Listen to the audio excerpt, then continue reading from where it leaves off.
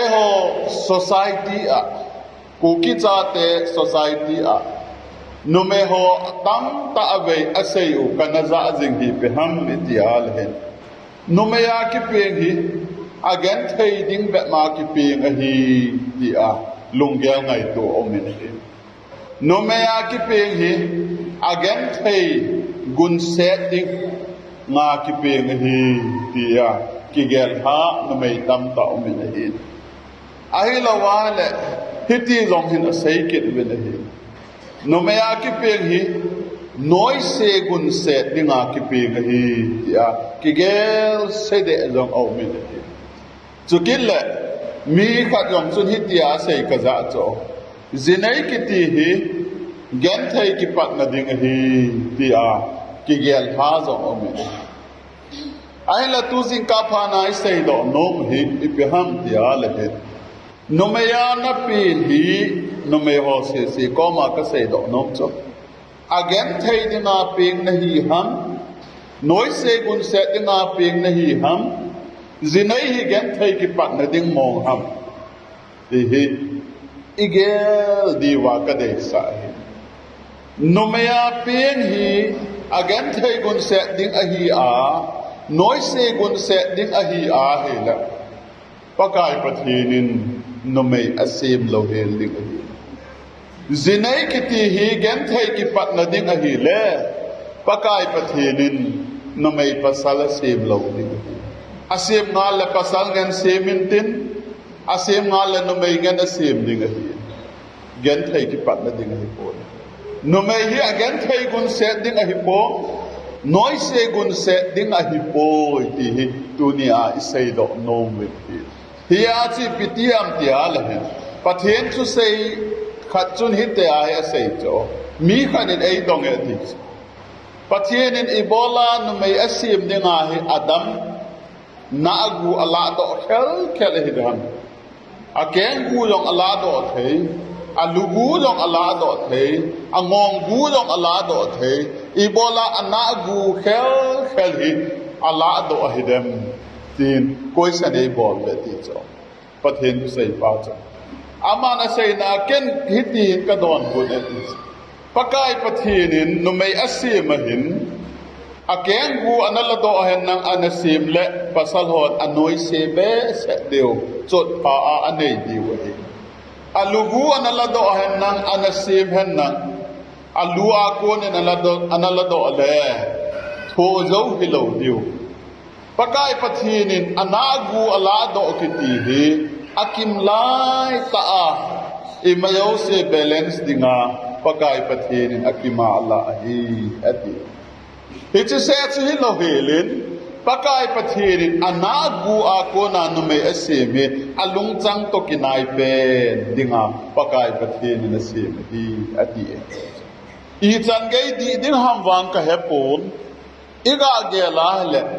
kilom sel wang chu kilom sel hi dunia ka sei do no mi hi pakai pathinin no mei pasal asim hi akicheng dinga asim hi gen thei ki pat na ding hi a ha sat ki pat na ding hela pathinin no mei pasal asim lo hil hi ya che ho ikingai se jiu za a hitia chu thu ki sei do ji hi ti yong hi tuni phana sei do no mi hi numei nun nom hi na dinga hi numei hi aman tamdan hi he ngai cho numei man tamda mi khat pa numei man tamdan alona zebe ya man tam he ipi bola ka se ham pi tresi kip genin asar mon na asai hi kasumil thei po ni hi chi numei ho in inangai di bit ka dei sai ni numei aman tamdan dan hi ipiham tilapathinin generation khat hin kho khat thagau khat nadinga aman asela workshop ati cho alhen hi pathinin pasal alhen lo numei alhen hi chi ipiham tial naw bu akoi bi bo aman tammong mong hi evangelist pu khan in hi ham hi lo ham wang ka he pon pu bong leng kong thi ni chun nupi izat ham khat in paka bung leng kung tabang khu ke nau bu a pin sa in atin a tau ve ti adi lawang thai poi ma thu sei na ka za kha ka sei kaga sei do nom chi pe ham tile pathin in numai ho sunga nau bu a koi kiti khui pe ham tiale thagau khat hu pin na ding thagau khat hu sei le na ding mi hing khat hu pin na ding mi hing khat hu sei le na dinga pathin in mi khat generation khat akhang khana ki sei ding mi pa khat akhang khana ki sei ding mi nu khat ahum pin na dinga pakai pathin in a koi nau bu hi numai ho chunga koi hin pasal ho chunga koi pon numai ho chunga koi hin aman tam mong ta sa hum khat let na ding se ka ti hi pon thagau khat hum khan let na ding thagau khat ai hum pe wa ai ma thagau se hi lo wa thagau khat I cha te thagau khat ahum na dinga ahum kisa na dinga pakai nau pu na hum pe mihing asim la pasal asim sanga special zo a mantam zo a asim hi numei ahi ya chu numei hi amantam mong ahi pakai pathin in zong alung set mong ahi pakai pathin in zong adei mong ahi hi chidinga chu evi numei masapenu anasim hi amantam mong hitabang chanvo pha hitabang mo pu na responsibility chu pasal ho ape pu pakai pathinin numai ho ape hi ai chu pakai pathinin nata san je hi alo walo hi ya chu pitiam ti al hin chon se na hum kha je a gul thu sei a hin zui je a hi naw so na tho dinga gao sap chang kha hi achuti lawa hi le thagau khat pathin in akhum na ding mun ta sa khat hum kizil na ding mun na enge pasal le no mei chu amani nu pa hi na ko na chu chapang hum kizil chu hi zong le ailaya chapang hin kho khat hum ki sem na dinga pakai ni nan nal he hin ya chu na mei ho hi na man tam mong hin ki gel neu de pot pathinin special monga ai se hin numei nun no ahi iwang he tuni phana he na su mil lo dinga pakai mina ka hin ki hin ahila numei ho izan ham khat hin ivet na hela pakai pathinin hin kho khat hum ki sem na ding phagau khat hum ki kho kha na dinga alhen nau bu su se go tam ta omacho talap ne a su se ding go te ya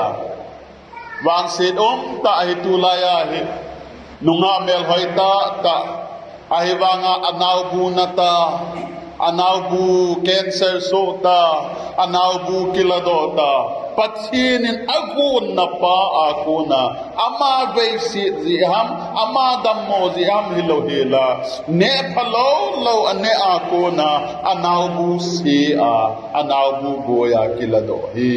wang sit ta hin ta pathin jong kisi ma jing hi now bu pathin na pe na akuna abortion bola dammo ve sit ha sat na je dammo ve sit je a thi le hin ke ka ja abortion bol phamo na khoma zon thang hoi je a chon set chunga chon set ki bola abortion ki bola now bu na aphat achang lo hela dnc ki bola boya boy je nga ho he ivet na hele pathin nasim hi kisi ma jing ya chu tuni phana hi pe ham tial hin numei ho hi numei nun nom hi ti he na ding chi pe ham tial ngai ti mo pathin nang na sim special mong an sim na amel se nei la hi bella kaloi pa chanu khat ahung nunga ahin bol ta anumei hi na alha mensanage ko ahung ka pathin jong ipibola hitia hi ac ham numei ac mong hi atin pathin chung achun alung hang ge so ken jong ka sayin fon hin tu sa in ka ke ho pi ding ai ka ti cho helaya ka ke ho pi na chu ken ka sei chu boy pathin in hiti ana sim hi alo pi mong numai hi na pasalin anei lo pasalin ahi lo alo pi mong a pathin in na sim hi pasal hi hita banga chu naw gop dinga pathin in a hen kon naw ma naw so na tho dinga pathin in a hen kon naw hum pen na dinga pasali pathin in a hen kon pathin in numai ho al hen hi anun no mong dinga pathin in al hen hi ya chu ni ti ho chu se hin kanati ya chu tunia hi chi aman tam dan hi pasalin zong het pi lo cha ten zong het pi lo mi tam ta kyu me ya hi tu ni phana he aman tam mong hi numai nun no mong hi ai la numai ho nu te hi hen nang cha te nu nga gol hang nu nga ho hi zong le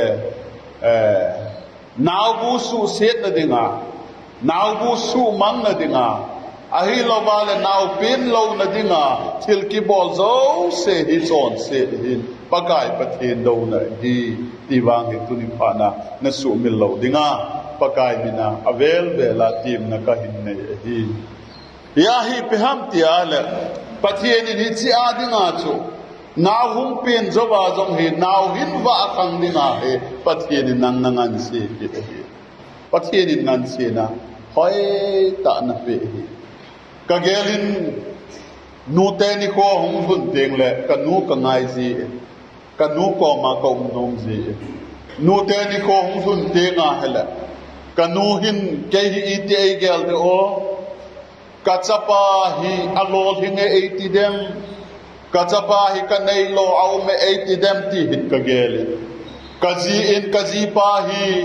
alol hi nge mi pa hi nan alol hi nge 80 dem ti hi ka gel ji azia chu kaga sei do nom chu chapa khat ka hi na a ka hung lol hin lawa hi le kanu naw bu gi isa kanu naw bu naksa ka hi bo hi kanu in na sata a eisina mi ka hung so na dinga kumiyat anoi tui ka hin che ma ka hung ki wa a ka hung khan le zo nu nga hin tu ne a he nu thu pa thu ngai lo ba anu sei ngai mong lo anu thu ngai mong lo anu hi so na ding ngan bol chu naw bu gi sa hello di tu ni hin nu te ni kho hung hin na hin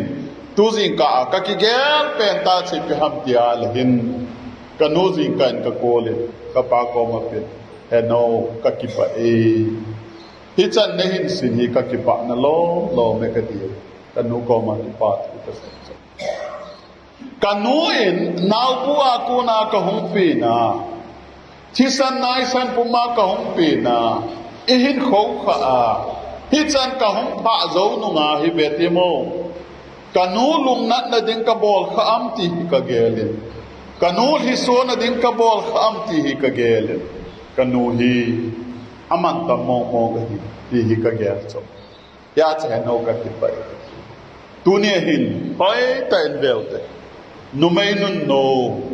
hi na dinga hi cha te ho pan la angai dan ha ji no cho i bible wa chu hitabang numai hi acha te ahung ki pat win ati cho kanu chu khatwe ahungin haubung mi ho hung win pasar panu a he tiula chibai na bol win ngai lu ta in na bol win za ta in na bol win lung set ta la hom tho ta in na bol win hi ahi wangin kanu chu abc he zong hello amin zong kisut hello lai ka sei dan het he we ahi wanga chu kanu chu nu nun nom ahi na dinga chu ke ji a chu kanu chu nu nun nom ahi ngai chu cha te ho na nu chu nu mei nun nom nu ahi na dinga chu nang pa la ngai chu tunin kai pa sar pa hung kai hi in ting hilan kanu chu kon ei azadi abc bon helwa lekha sim lo hiya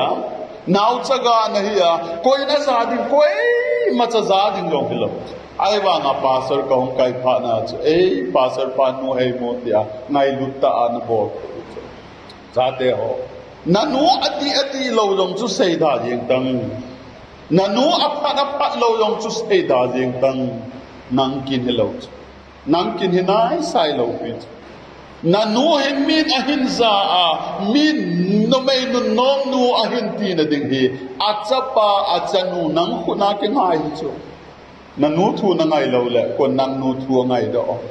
nanu na za lo le kon nang nu ipi kho ta na hung za pi nang nu chu nang in na za a nang nu chu nang in na lung si na le na loi hon jong za jin le na loi hon jong lung si jing le anu ngai lu lo anu lung si lo anu za lo tu ne a he lekha simsa lekha sima chapang ho lekha na simu be ni khating la nanu hi za ta thu pi ta to sa a mi hon ahin zawa mi hon zana ne ta ahin bo liu chu namu nom lo ham ka hi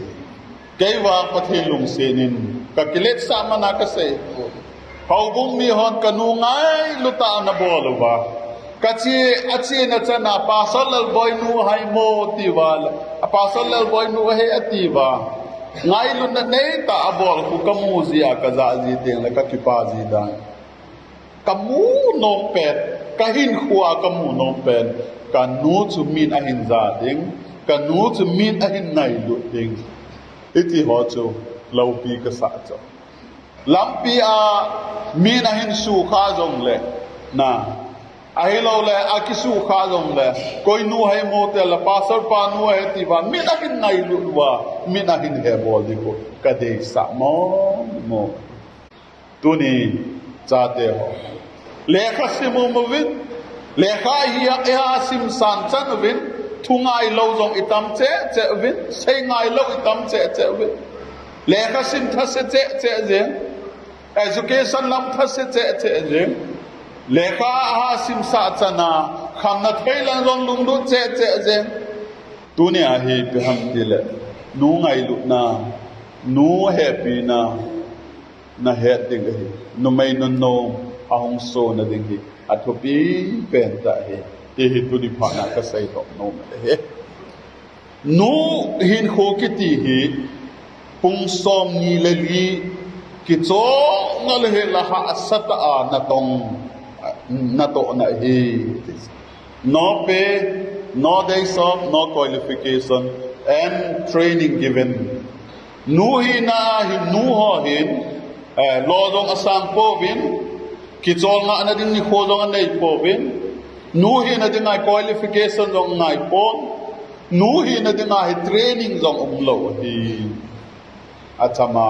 po do hi most often unappreciated job hazo si anu hi oi mo chang ji koi man ki pa thu sei ngai lo resignation impossible kanga aditai ti aki resign ngai lo minute nu te hin ko chu khat vei cha jong tolop sang khalo khat vei cha jong suti ke la kha lo in sum na tong ji mi pa khat hin office na tong he ti cho ahung hun se la tuni pi na bo thap atin azinu oi mo ji ni khat hi tin ahung hun la leitul jong ki thi lo nen de jin veranda ahung achot du na hale veranda yo ane na ne jin kitchen laga alu le kong long sop lo room alu na hale I macha ke helo ama nu cha ve na la to na to ipiti ham tia do a hale na hong hun se le I macha bol lo wa nei se ja cha ka bol lo ta be hi dai tu ni tuni hin I he ti wa de sa cho nu man tam da nu no dan ka ge cho ka nu hin na ke ei sa na hin su ti na ki la ala I ka ti de o ka sei dan he the we na nu hin nang na kho kha lai ta hin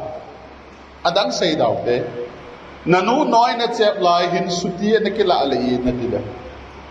I na ti mo le na nu hin nang na khâu khá lại hin ahi lawai le za na neo la ya za na yo hin suti na kila hen nang le na e la na zun la na luk lo ding khat ve cha long suti kila lo ya hin nu te ni ko hi na nu man tam da na he no mai hin ko aman tam da na he ahi hi tu ni pa na ka sai do no ya hi pe ham te al he nu mai nu nom hi na dinga he cha te ho pan na la lo wa le nu mai nu nom ki lo de lam ka achun minu kha kholai thong le bin ahung ka min kholai sunga ahung thai ipi dinga thai ham til a chapa he lampi a odi a chi e ba sunga to ho chu aki ho ubin o nu mai gen thei nu ta ku hi chi a chapa pin ni aka kita aka ama peng hi ahele athi ni jong aka kitina ka min apeng kine akap kap jing minu athi jama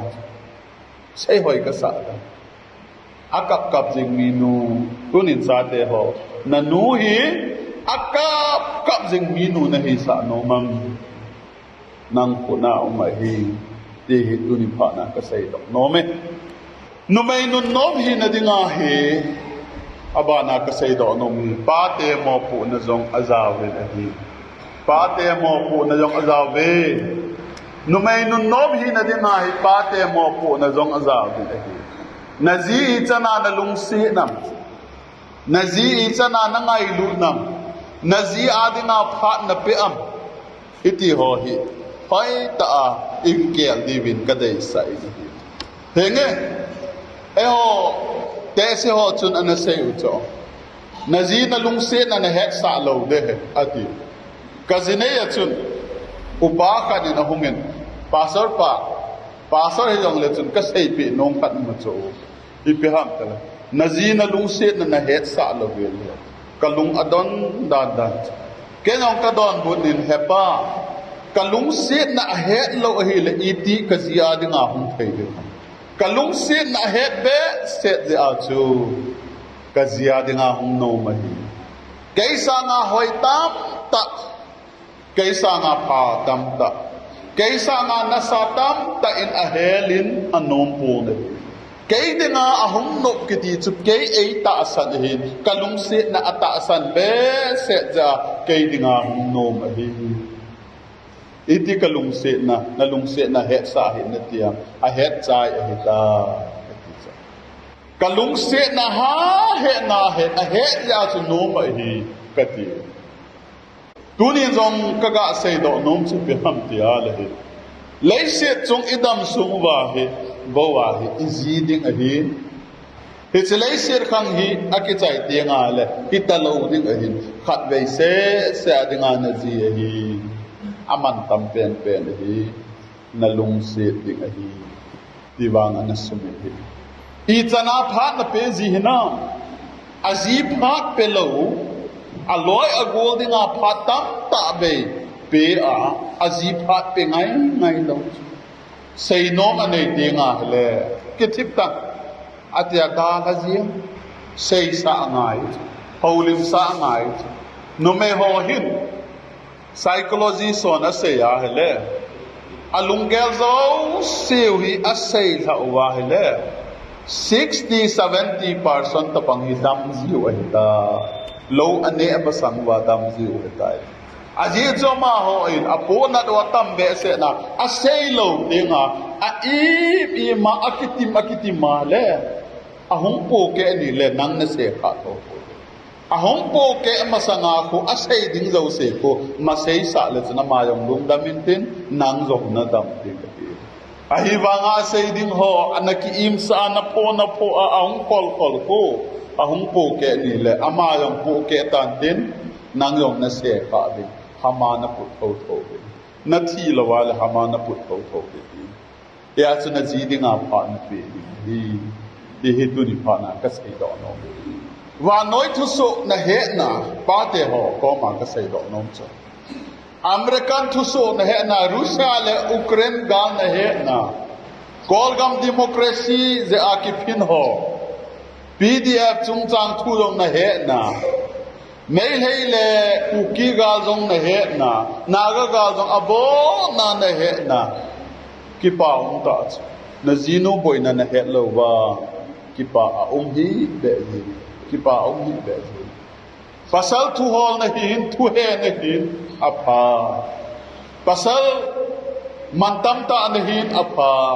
na holim long ngai nom no bomin apa ahi wana na zinu boy na itina he lo am hi banga wa noi thu su he a itidana na zinu boy na hello he la no pa lo sam ahi pon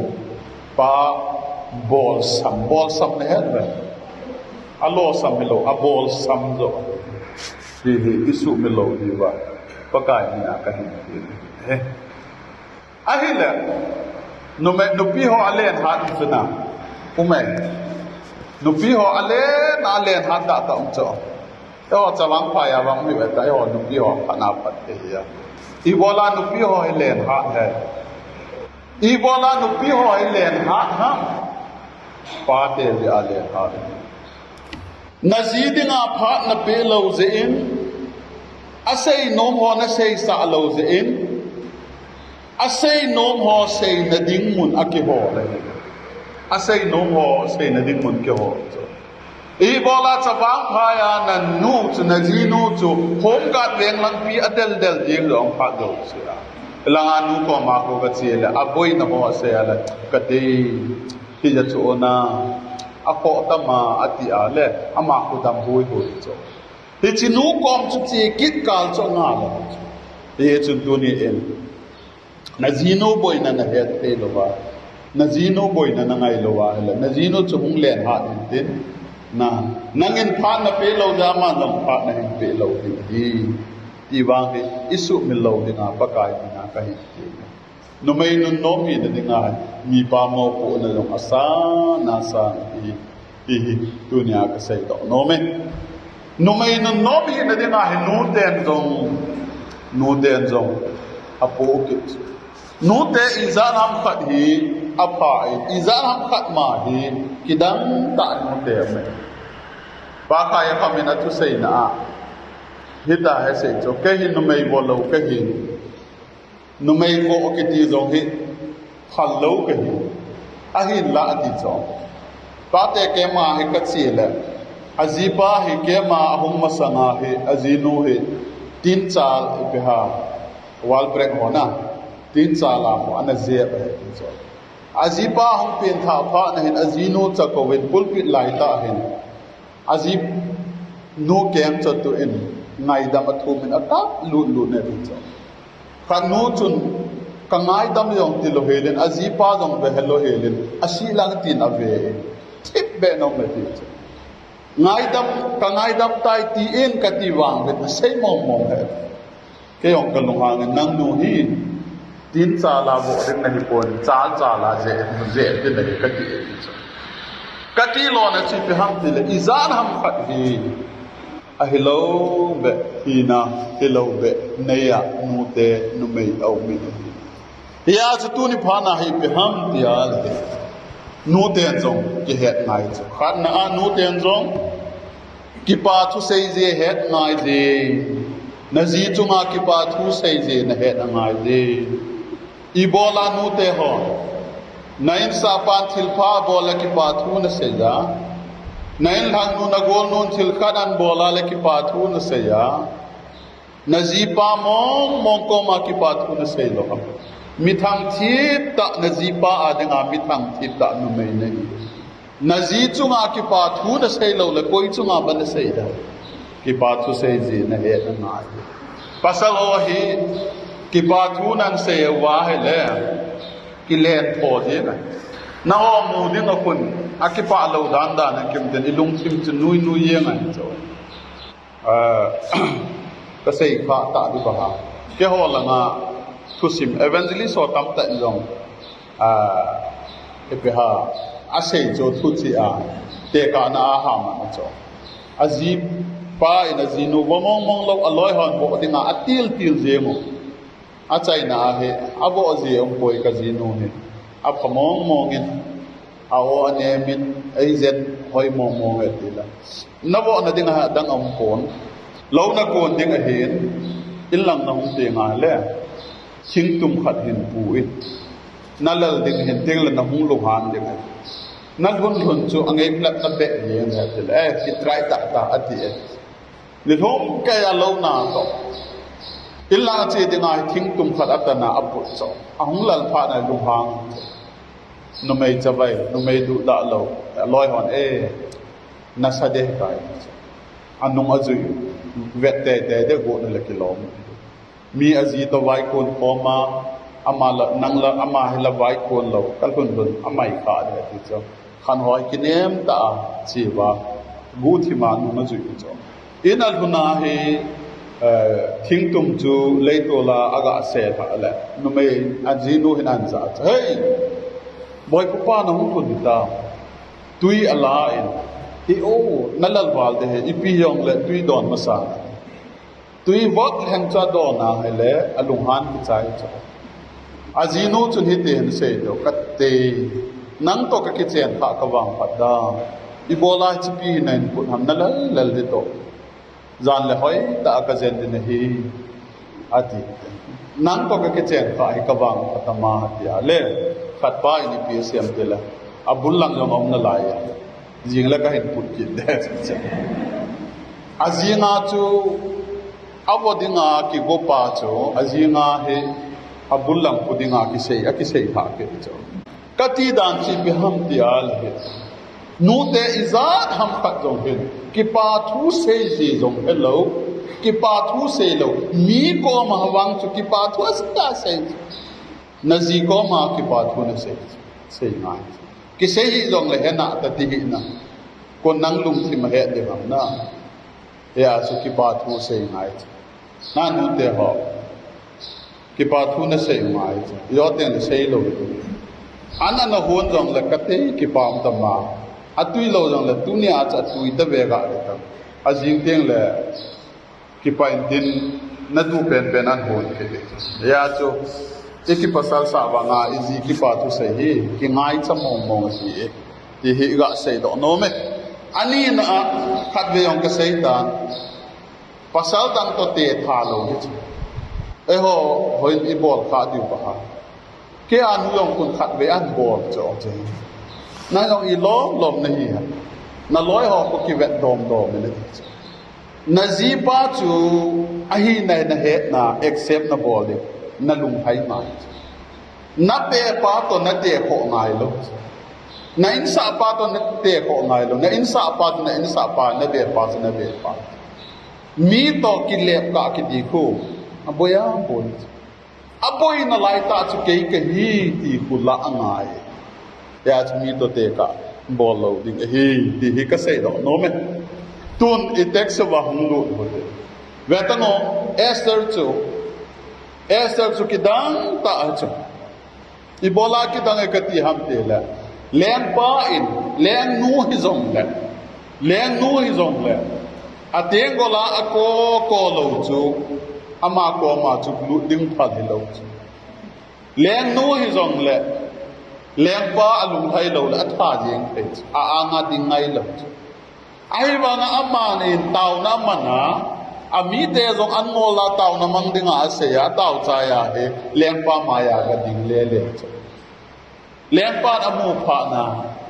ako an apui bu chu kaga sei lo na penta chi pi ham ti ale mi pa hon zong esa leng nu a hong lo pi na chu a ha saras leng pa e azi a hi ti a recognize abola azi a hi ti a pha a pe a azi a hi ti a athu sei angai thu pi mo ya esa leng nu ti a thu pi ta ki sei lo na penta he nu mai nu no ma hi na hi ipiham ataw na alol hin na hi ipiham ti ale ahas ras lempa in alung se ta athua anun ahi athu alung se ta athua anun hi ya hi tu na nu mai nu nom hi a izi teo hi thousand mi nu ahi na dinga he cha ten jong mo pu na ne ya mi pan jong mo pu na ne chỉ tu ni phá na cái say đó nó đi Ibola in sung ki khel thei lo ha Ibola gam sung ki khel thei lo ha imo pu nào ki het lo imo pu nào ki het lo hi tu ni phá na cái say đó nó men ya chu proba bible ni psm tel hi tabang no mai hi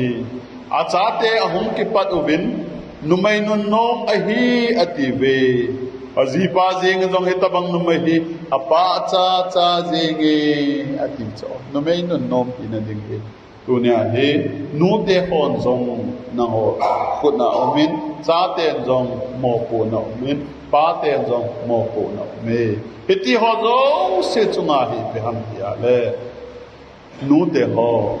pa te ho cha te ho nu lo thing pa lo thing cha lo thing ki ti pan khom ni nga hi I pan khom lo wa hele in chen ki sim zo lo hi I pan khom lo wa I ki ngai lut lo wa hele hi zo lo hi na nu hi khat ve se adinga na nu hi pa te ho izi te hi izi nu hi na zi nu khat ve se adinga na zi hi hi chlei se hi ki chai ting le hi ta lo ding hi ahom thi ni la hi ta lo ding hi na nu hi khat ve se adinga na nu hi na zi hi khat ve se adinga na zi hi aman tam wa zing hi banga man tam hi nangin jong man tam ta in bo din la man tam ta in na yin hi tu ni pha na ka sei do no hi nu aman tam da hi adam la ya na he le awang phamong mong nu nei lo ho iza nam khat nu ta lo ho nu man tam da na he wang wa kan ta lo hi nu man tam da na he le na zi chunga nu man tam da na nu om ta lo le na zi chunga koi na zi chunga pe ta mi nu man tam da pe teng le thupi ding ka nu aman tam te a an ji ngai lo ki dang ta na nu om ta lo wa le na nu man tam da chu na zi chunga pe em teng le a thupi na ki lang ding he tu ni pha na ka sai do no ka ji hotel la pang mai maya asian ai ko kanu hi kai kanu e hi nga kanu hi ka ngai lu ding hi ka ji in sung mi nu hin ka ngai lu ding ka lung se hi vel de deng la chen no mai no no mi ten min kholai min jong ti chin nu ta hi ti hin thang se ten kholai an loi hon jong na nu wang a hin ti leu a hin long se hi isai do na pa pa the ni na thu pa te bu tao hen